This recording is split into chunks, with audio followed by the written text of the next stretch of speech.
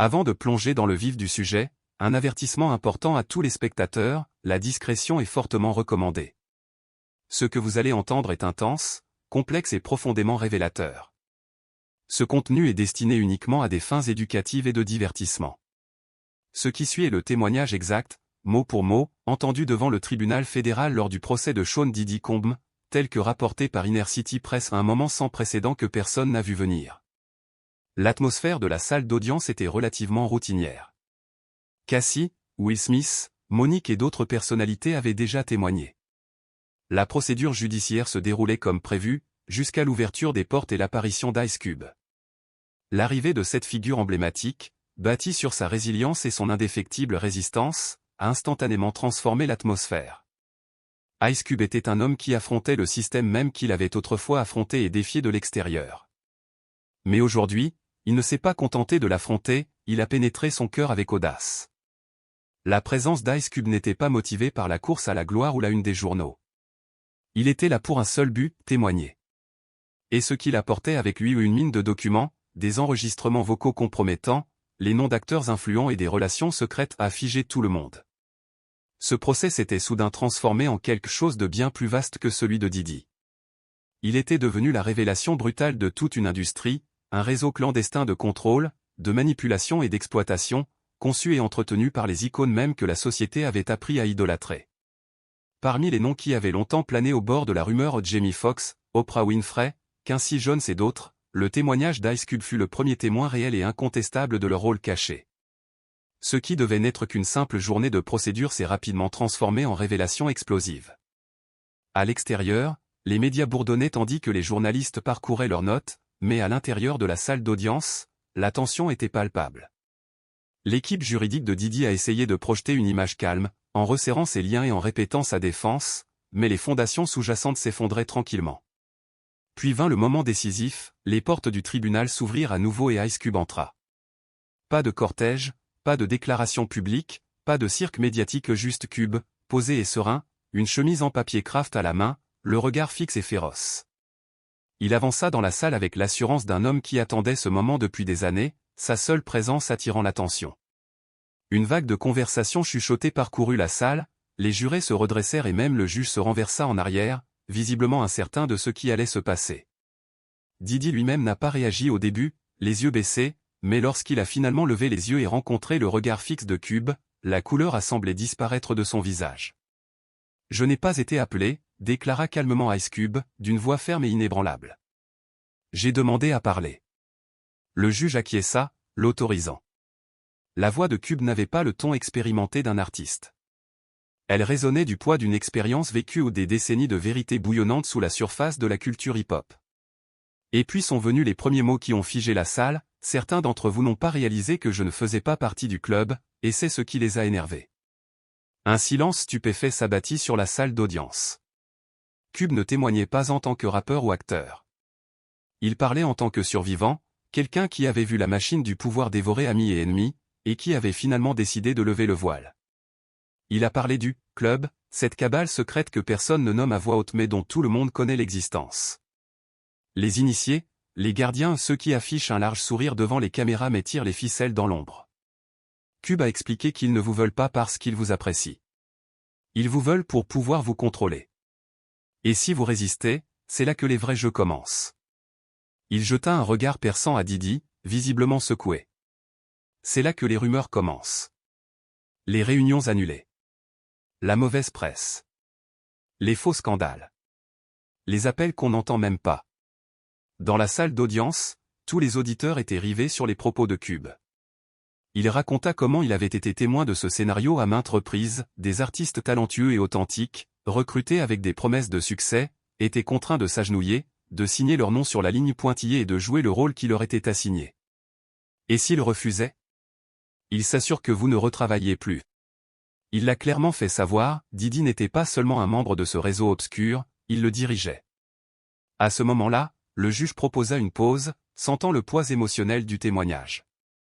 Ice Cube déclina, la concentration intacte, tandis qu'il se retournait vers le jury.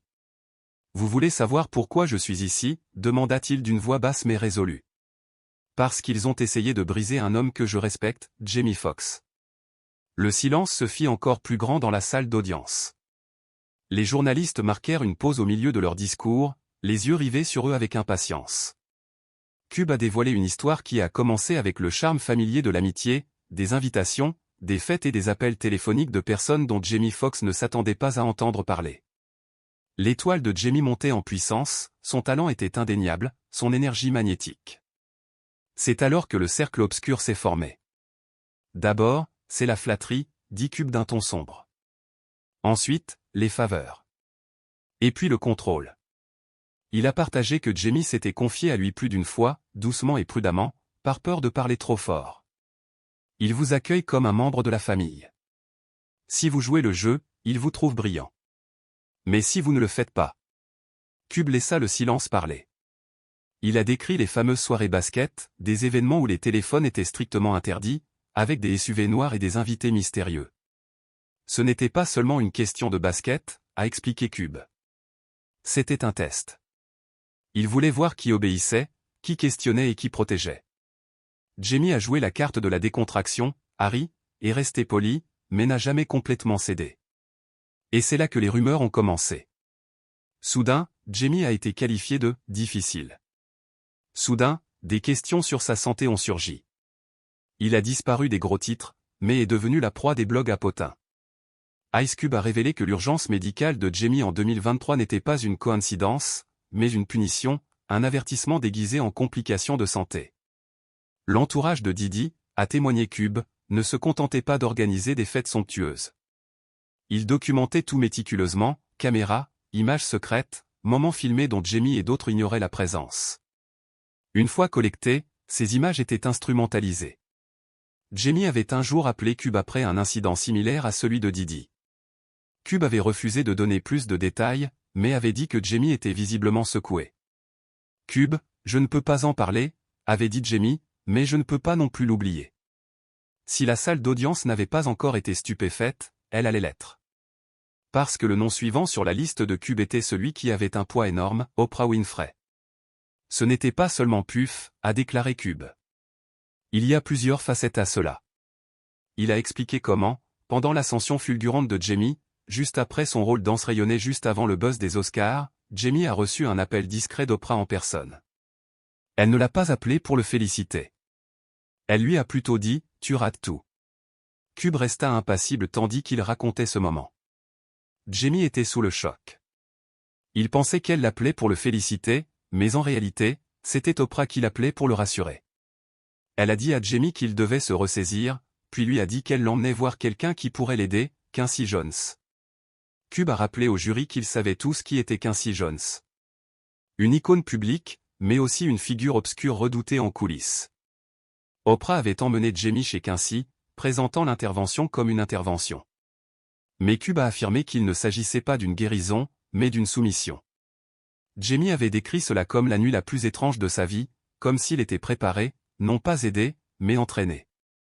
Bien que Jamie n'ait jamais pleinement expliqué ce qui s'était passé cette nuit-là, Cube a déclaré que le regard hanté de Jamie en disait long. Cela suffisait.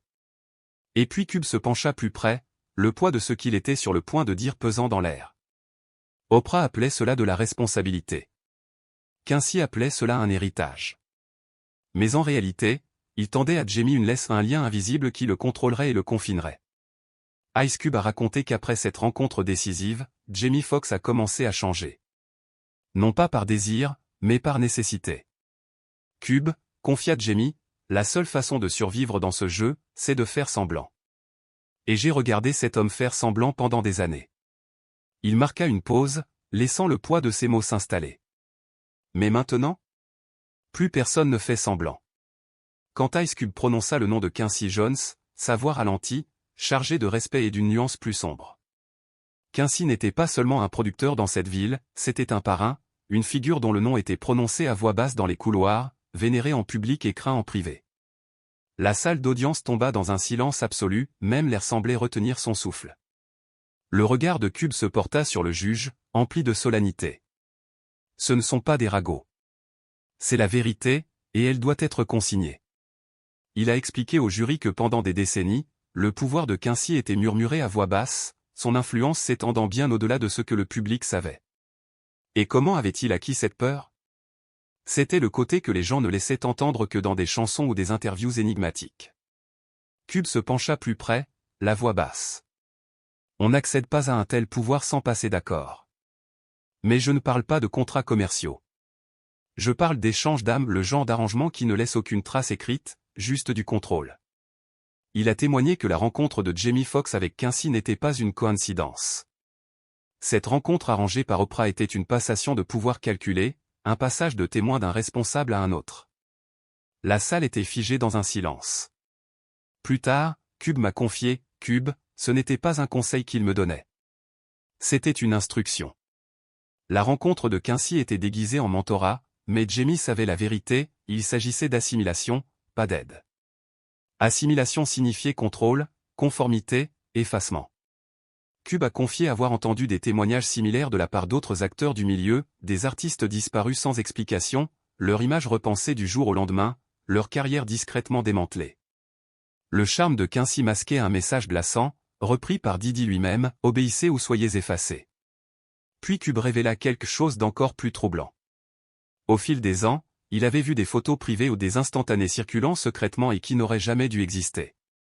Sur chaque image où Quincy souriait en arrière-plan, les autres étaient figés, terrifiés, sans sourire du tout. Il avouait ne pas pouvoir vérifier tout ce dont il avait été témoin, mais c'était indéniable. Quincy n'est pas qu'un mentor, déclara Cube. C'est un intermédiaire. Et à qui rend-il des comptes?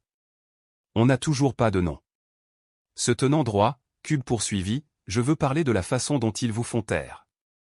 Ce n'est pas seulement de la peur, c'est du chantage. Il a expliqué au jury que le pouvoir de Diddy ne résidait pas seulement dans son argent. Il résidait dans les secrets qu'il accumulait, les images, les cassettes, les innombrables enregistrements accumulés au fil des décennies, fêtes, studios, jets privés, chambres d'hôtel. Tous catalogués. Tous instrumentalisés. Il ne vous invite pas simplement à une fête. Il vous filme, dit Cube, le regard interrogateur. Vous voulez savoir combien de personnes sont restées silencieuses au fil des ans? Demandez combien ont reçu une clé USB par la poste sans adresse de retour.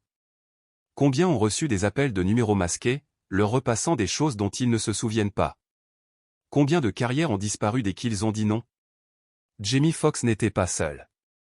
Cube connaissait au moins 2 autres acteurs compromis lors d'une des tristement célèbres réunions de Diddy. L'un d'eux a appelé Cube, paniqué, incapable de se souvenir de quoi que ce soit après minuit, se réveillant dans une chambre d'hôtel avec un contrat sur la table et des photos sur son téléphone qui n'auraient pas dû s'y trouver. Une fois sous leur emprise, disait Cube, la liberté n'est qu'une illusion. C'est pourquoi tant de gens sourient malgré tout, ils posent pour des photos, rient en interview, foulent les tapis rouges comme si de rien n'était. Car s'ils ne le font pas, les archives sont déverrouillées. Cube a témoigné que Diddy n'avait jamais menacé personne directement. Au contraire, c'était son écosystème attaché de presse, journalistes, dirigeants, stylistes qui faisaient le sale boulot. Le message venait de partout, sauf de lui. Quand quelqu'un tente de s'en sortir, les blogs à potins explosent. De vieux scandales refont surface. Des rumeurs se répandent selon lesquelles vous êtes instable, difficile, avec qui il est impossible de travailler. Cube a dit que c'est exactement ce qui est arrivé à Jamie lorsqu'il a commencé à prendre ses distances. Soudain, Jamie a eu des problèmes de santé. Les campagnes de Whisper prétendaient qu'il était peu fiable et qu'il perdait la raison. Mais Cube savait la vérité, Jamie était en train de s'évader, et il détestait ça. Sa voix baissa. La salle d'audience devint plus froide, comme si l'air avait été vidé sous le poids de la vérité. Je suis allé à une de ces soirées. Une seule fois. Cube racontait que c'était au début des années 2000, une invitation si discrète qu'il ne s'agissait ni d'un flyer ni d'une invitation à la presse, juste d'un nom, d'une heure et d'une voiture qui attendait devant son hôtel. Ils appelaient ça une soirée réseautage, c'est comme ça qu'ils l'appellent toujours. Il arriva devant une vaste demeure de Beverly Hills. Le portail se referma derrière lui, les téléphones confisqués à l'entrée. À l'intérieur, ce n'était pas une fête, c'était une opération. Lumière tamisée, pas de musique, seulement des murmures. La sécurité veillait à chaque recoin. Le plus effrayant, c'étaient les portes anonymes, certaines légèrement entr'ouvertes, d'où s'échappaient des bruits étranges. Il reconnut les visages des célébrités, certains hébétés, d'autres terrifiés. Puis il vit quelque chose qui le hantrait à jamais, un homme qu'il admirait, l'un des plus grands noms du cinéma, affalé sur un canapé, les yeux grands ouverts, une caméra braquée sur lui. Cube se retourna et partit sans un mot. Le lendemain, un numéro masqué a appelé. Il disait simplement « On t'a vu partir ». Il ne s'est rien passé de plus, mais Cube n'est jamais revenu. Car il savait que ce n'était pas une fête. C'était un piège. Regardant Didi droit dans les yeux, Cube dit « Tu n'as pas seulement ruiné des vies. Tu les as filmées avant. » Le juge a demandé une pause. Les journalistes tremblaient. L'avocat de Didi a chuchoté avec insistance, mais Puf a regardé droit devant lui, la mâchoire serrée. Cette fois, les caméras n'étaient pas ses alliés. À ce stade, la salle d'audience ne ressemblait plus à une salle d'audience. Elle ressemblait à un confessionnal, à un jugement. Même les avocats de Didi cessèrent de protester. Le mal était fait. Et Cube était loin d'être terminé. Ils n'ont pas seulement tenté de réduire Jamie Foxx au silence. Ils ont tenté de l'effacer. Il a expliqué au jury que le silence hollywoodien n'est pas volontaire. Il est imposé par des schémas, des pressions et des frappes précises conçues pour vous faire disparaître sans laisser de traces. Mais en coulisses, il est chirurgical. Après que Jamie ait pris ses distances, les choses ont changé, des rôles ont disparu, des rumeurs se sont répandues, des alliés ont disparu. Un jour, il était une légende, le lendemain, peu fiable, difficile, problématique. Cube laissa pendre ce dernier mot, un code pour « il a dit non ». Il a produit un document, le calendrier de Jamie de 2019 à 2021, rempli de réunions et de réservations, puis soudain, les annulations se sont accumulées, toutes liées à des dirigeants liés à Bad Boy, Revolt TV ou à d'autres sociétés de Didi. Coïncidence? Aucune chance. Il a décrit comment les projets Netflix de Jamie ont stagné, les scripts qu'il devait produire se sont retrouvés empêtrés dans des batailles juridiques, les collaborateurs de longue date sont restés silencieux. Puis vint la peur sanitaire. La voix de Cube s'adoucit. Tu crois vraiment que c'était naturel? Un homme en pleine forme s'effondre soudainement pendant le tournage? Juste après avoir commencé à parler? Il n'accusa pas directement, mais le sous-entendu était clair. Je ne sais pas ce qui s'est passé dans cet hôpital, a déclaré Cube. Mais je connais la peur. Et je connais les représailles. Ce n'était pas un accident, c'était un message. Jamie était puni, non seulement pour ce qu'il avait dit, mais aussi pour ce qu'il refusait d'être, une marionnette, un porte-parole, un outil. À plusieurs reprises, on lui a proposé un moyen de revenir, des rôles, une rédemption médiatique, une chance de sourire, de serrer des mains et de faire comme si de rien n'était. Jamie a refusé. C'est à ce moment-là que les rumeurs de remplacement ont commencé, lorsque des questions sur son existence même ont fait surface. La voix de Cube se réduisit à un murmure. Il vous démantèle morceau par morceau, jusqu'à ce que même vos fans ne sachent plus ce qui est réel. C'est ainsi qu'ils détiennent le pouvoir, non pas par la peur, mais par l'effacement. Il a regardé le jury dans les yeux. Il ne s'agit pas de musique ou de fête. Il s'agit d'ingénierie culturelle. Hollywood, explique Cube, du moins la version gérée par ce club, est une machine, un système conçu pour instrumentaliser l'identité, le traumatisme et la rébellion, en les présentant comme du divertissement. Tu crois que c'est de la liberté? De l'expression? Non. C'est écrit. Chaque album qu'il propose, chaque film qu'il finance, tout est voulu. Il marqua une pause, puis lança cette phrase qui envoya une onde de choc dans la salle. Les mêmes qui font la promotion de la musique en prison. Ils sont les maîtres de la prison. C'était, a déclaré Cube, l'avertissement de Tupac avant qu'il ne soit réduit au silence ou avant qu'il ne devienne trop politique, avant qu'il ne commence à nommer ceux qui dirigeaient réellement l'industrie. Cube a témoigné que Didi n'était pas seulement un mauvais acteur. C'était un visage choisi, soigneusement sélectionné pour glorifier un mode de vie destructeur. Quelqu'un a refusé de jouer le jeu. Pas de temps d'antenne, pas de marketing, pas de soutien. Parler de construire quelque chose? On vous met au placard. Parler de guérison? Vous êtes ringard. Il a même affirmé que des artistes ayant des messages spirituels ou anti-industriels avaient vu leur studio perquisitionné, leurs disques durs piratés et leurs comptes gelés. Ce club ne voulait pas seulement que vous vous divertissiez, il voulait que vous obéissiez. Il est revenu au fait, plus que des terrains de jeux indulgents, c'était des salles de contrôle, des arènes testées par des caméras où les artistes devaient jouer le jeu ou être piégés et effacés. Il a cité le nom d'une chanteuse qui avait refusé de signer avec Bad Boy après une invitation à une fête. Quelques mois plus tard, elle était qualifiée d'instable, renvoyée discrètement de son label et rayée des cérémonies de remise de prix. Tu penses qu'elle était juste erratique? Non. Elle a été punie. Cube regarda le jury, la voix ferme et claire. Vous essayez tous de comprendre ce que Didi a fait. Mais la vraie question est, combien l'ont aidé? Et soudain, le procès ne concernait plus seulement Didi. Il est devenu le miroir de toute une industrie. Le juge a demandé à Cube s'il avait un dernier mot. Il a hoché la tête. S'éloignant du stand, Cube se dirigea vers le centre de la salle d'audience et fixa Didi. Tu as bâti un royaume sur le silence des autres, a-t-il dit. Tu as appelé ça du succès, mais c'était de l'esclavage. Didi ne broncha pas, mais son visage avait perdu sa couleur.